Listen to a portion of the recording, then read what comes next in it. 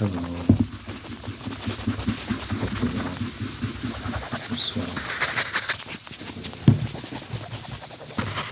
hope you're great.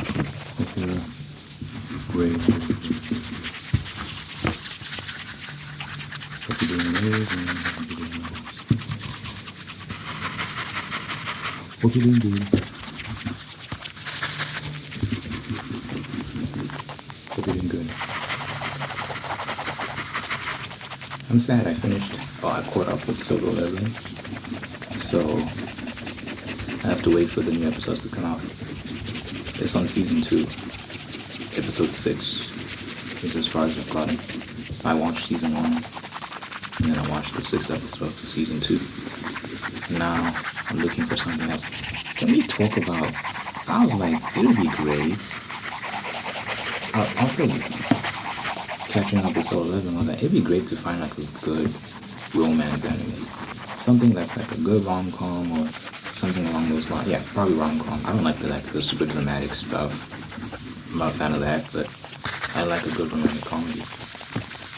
And I was browsing through Crunchyroll, and it's just like high school stuff. I don't understand the obsession with all these high school stories. It's kind of weird, low key. It's just like, bro, I'm 24. You know, I'm not in high school anymore. I just want to see at least some shows that appeal to people around my age. It would be nice to see someone who's like, just got a regular job, just trying to navigate life, needs a girl. These are adults and they're going for adult things, paying bills, all that sort of stuff. It'd be nice. But it's like the vast majority of the shows are like set in high school. And it's not even like, some of them, I don't even know if they're geared towards children, because you see how these characters, like especially like the female characters, are portrayed. They're sexualized, which is, well, can we have a conversation about that? Like, why is that a thing? If you're gonna depict teenage girls, why depict them in such a fashion? Hey man, I think it's just kind of strange. But anyway, I'm just craving like a good anime that appeals to people my age.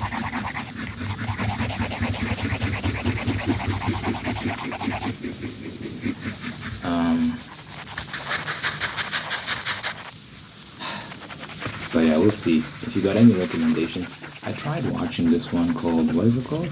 Blue. Man, I forgot the name of that anime. Someone had recommended it in a YouTube video. And they said it's really funny. It's about some guy that moves to some seaside town to work for his uncle, who runs this store that sells fishing accessories and stuff like that. And yeah, things got very weird very quickly. The guy, so I guess the running joke is that there are these eccentric guys that work at the store, and they're always naked and having naked. But when they play rock paper scissors, they have to get naked, and then drinking to get naked. There's a lot of naked men in this show. Okay, let me be fair. For me, it was like I didn't make it past the first episode. I was like, this is too much. I'm out. How do I get this thing to stand? Because it is refusing to do so. If I do it like this setup is trash, to be honest. I need a new setup.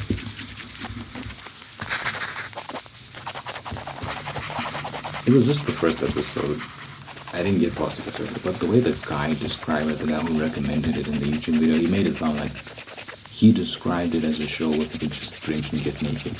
So, I mean, I should have taken the cue from that this is probably going to be not my type of show.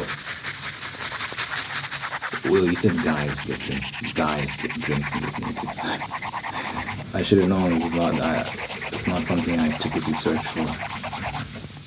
But I thought it would just be a moment because he's just being hyperbolic, and he really meant to say it's just an outrageous show. So I'll give it a chance. Yeah. It seems like that's gonna be a recurring thing. I don't know. The thing that really took it over the top for me was the love interest. So these two girls who are sisters and the cousins of the main character. And the main character has a crush on his cousin. Which I was like, wait, what? Wait. These are grown people, by the way. And then, to make it worse, one of the sisters has a crush on her sister. She has a serious crush on her own sister. I'm like, okay, I was out, bro. I was out. When they revealed that, I was like, okay, I'm out. What is this? This is very strange. It's incest. I was like, no ways, bro. No ways. So I dipped. So these guys are weird, man. These guys are right these shows with the got issues.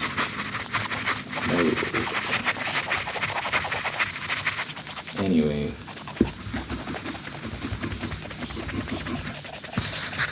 Y'all like just like some good anime to recommend? That's like, I don't mind some risky humor here and there, but I want something that's nice. That's like heartfelt and normal for the most part. Obviously, look, it's Japanese, it's gonna have some Japanese humor. Japanese humor tends to be over the top. Okay, no, we need to figure this out. Hold on. Okay. I don't think it's gonna fall anymore.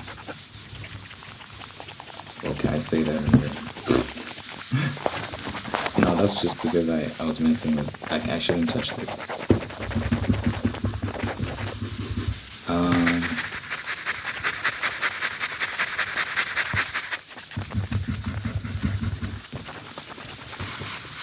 Yeah, like I said, recommend something to me, man. Help me, please. Help me. I'll keep looking, but I'll appreciate any recommendations. In other news, I was thinking about, so yesterday I was editing my book. And guys, it's such a big task, and I really don't want to rush it because you're dealing with so much information. This book is more than 100,000 words, which is like 400 plus pages. It's very easy to make a mistake, to miss details, and you end up with a bunch of spelling errors or just any sort of grammatical error if you rush. So I have to be careful. I have to take my time.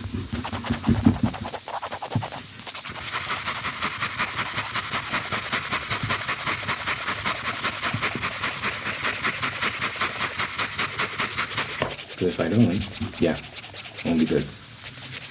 And I was just thinking about the value of, I think human editors definitely have their place, because AI has its benefits. I'm using AI to help edit right now.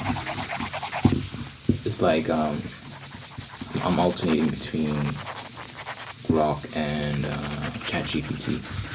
They help edit my work, fixing grammatical errors if there are any, and providing suggestions, identifying inconsistencies, that sort of stuff, right? And it's cool. It's actually amazing. It's helped me improve so much because it provides tips. It tells me like you should incorporate these elements into your writing and whatnot. And over the many hours that I've been using this method, I've actually adopted a lot of those habits, and it's helped considerably. So I identified the problem. The thing that this thing is sitting on was slanted. It was sitting on the cable, so it was slightly slanted, which is why the thing kept falling. My bad. Maybe someone's annoyed at that. I'm sorry. Someone's gonna say, just upgrade your setup, man. Don't be cheap. I refuse. I'll make it work. This whole thing is lo-fi to the max. Lo-fi to the max. I'm not getting set up. But anyway,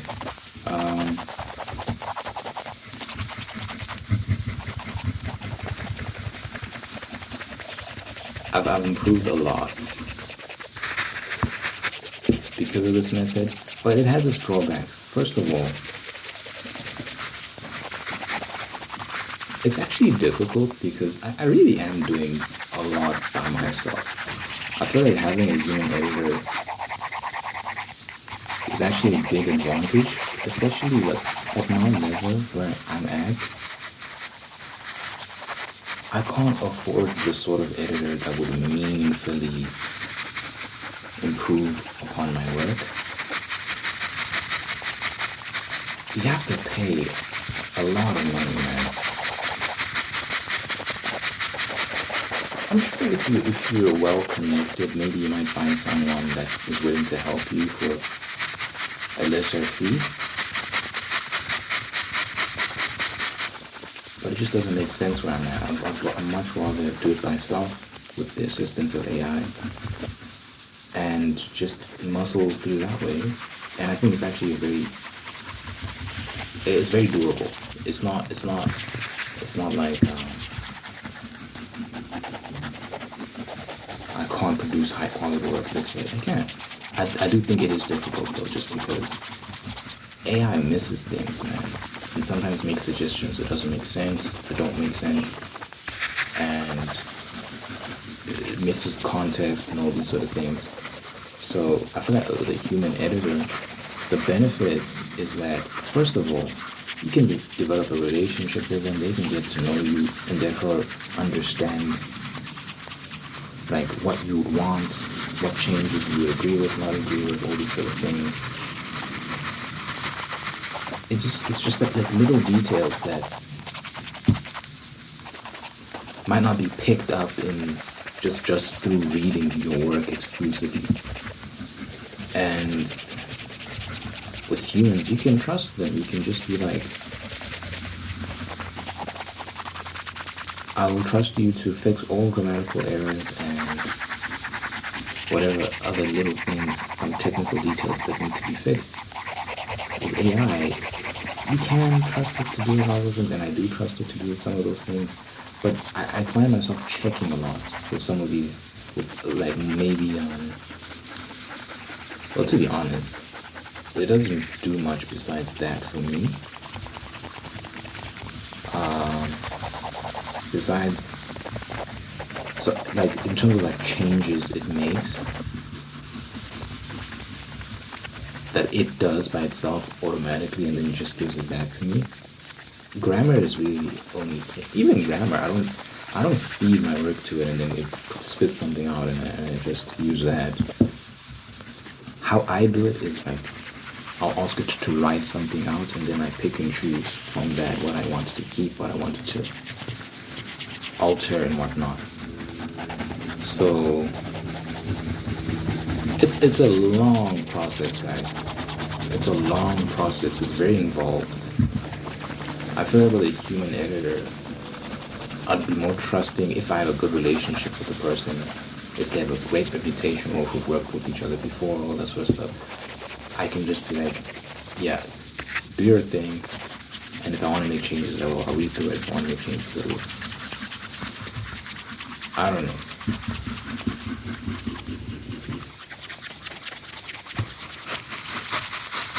It's interesting. I think this is a new frontier, to be honest. I really don't know if that many authors are using AI as a tool for writing. I'm sure someone is. I'm sure there's people out there that are doing this, right? But I think it's a new frontier.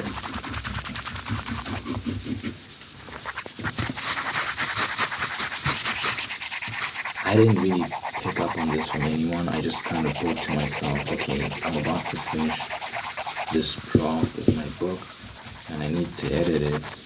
I don't have an editor. AI is the thing. Let me use AI. That's just how I came to this. And it's been amazing. It's been amazing. But it's a lot of work, man. You're basically writing by yourself, which is not a thing. You know, usually when people are writing, you got an editor or editors. You got people who read.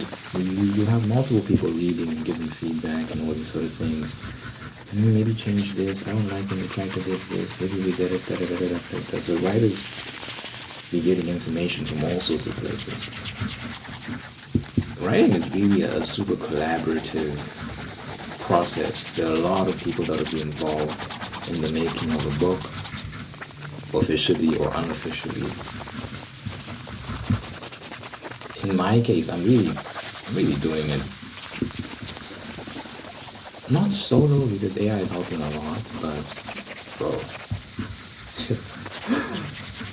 it's quite a challenge. But I'm making steady progress, and I always remind myself not to rush, not to put too much pressure. But as long as I do it properly and finish, that's what matters. It doesn't matter how long it takes. And I'm inching along. One chapter after the next and getting done. The thing I'm concerned about is grammar. It's so easy, guys, when you got thousands and thousands of tens of thousands of words, more than 100,000 words. It's so easy to make a mistake.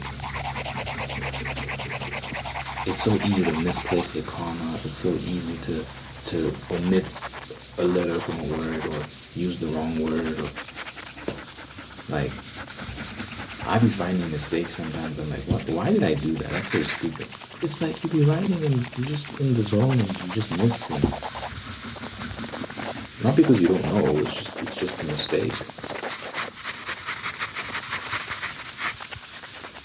So I've just been combing through every chapter. I just comb through it, and then I also ask either ChatGPT. I ask both. Have you found any grammatical errors? And if there are any, I fix them, and then I mark it as grammar checked. I check the grammar for this chapter.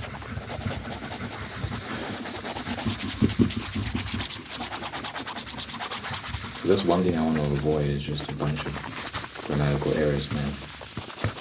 One or two is fine. Maybe I've read books that have identified like a few errors here and there.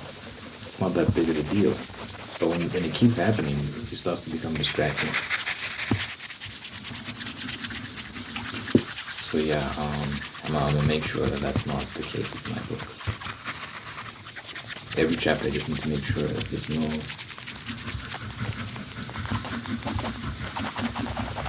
major issue, no issue at all. We'll see. But yeah, man, I think the challenge is processing all this information every day, constantly, over and over and over and over again. Guys, writing a book is not a joke, man. It's not a joke. I'm writing a lot of stuff as well.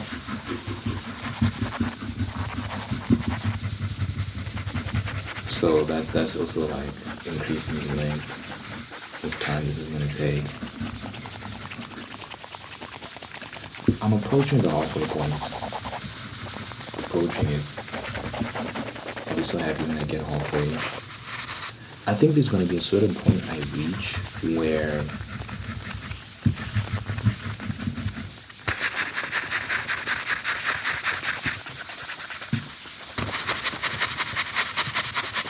it gets easier. Maybe towards the end, just because by that point I leveled up, and that the level of writing I was at towards the end is similar to where I'm at now. Whereas the vast majority of the books before that point, I was just not operating at the same level. I wasn't incorporating some elements. Like my descriptions weren't really on point. My dialogue wasn't really that great. All that sort of stuff. So I've improved a lot. And I think when I get towards the end, I'll see the quality start to rise and I'll be making less edits. I'll be going through that a bit more quickly. Probably start to make a few changes here and there.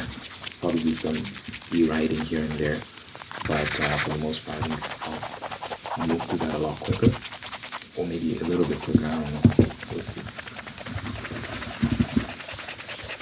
But yeah, man. It ain't a joke.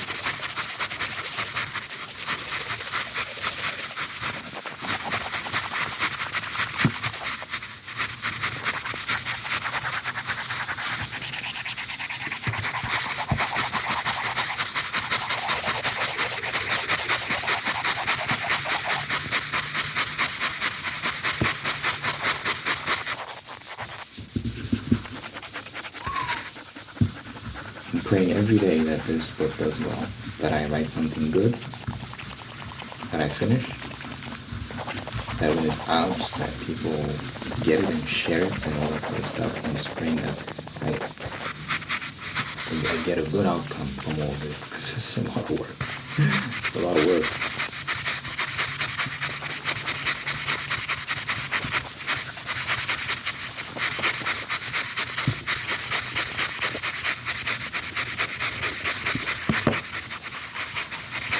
Anyway, yeah, I should end the video there. I don't know what you think in the comments. You know, you could pray anything in my videos. Dear Father God, I thank you for this individual watching this or not. Thank you for making them whole, unique, and God, I want to path towards peace, prosperity, and purpose. Thank you for blessing this person with wonderful people in their life who love them, take care of them, bring them to the person, and thanks for containing the ones who are there to do the same thing. Thank you for blessing this person with love and marriage and sustaining that love and marriage and making it very, very happy. Thank you for blessing this person with a spirit of gratitude that we can give thanks for all the wonderful things in their life and by giving thanks I can find peace, contentment, and attract even more blessings. Let your presence be felt in this person's life, so let your God, let your will, let your love. And you always gotta be there for them. Good health, long life, and happiness over this person, everyone they care about, and you might never in Jesus' name.